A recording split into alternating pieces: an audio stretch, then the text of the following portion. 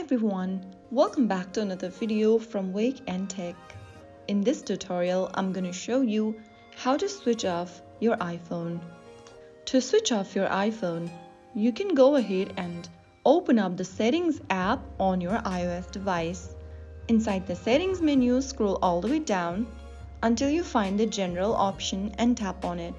Now from the General tab, scroll all the way down until you see the Shutdown button.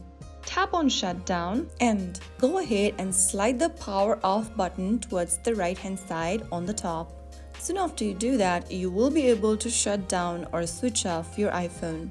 For the latest updates for your iOS device, the Power Off process has been made a lot more easier.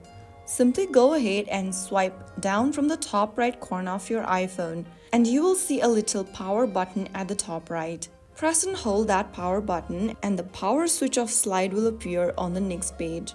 So that is how you can easily switch off or shut down your iPhone in just a couple of steps. If you found the video helpful, don't forget to subscribe to our channel by hitting the subscribe button. Press the bell icon so that you never miss another upcoming upload from us. I'll be back in the next video. Stay tuned till then.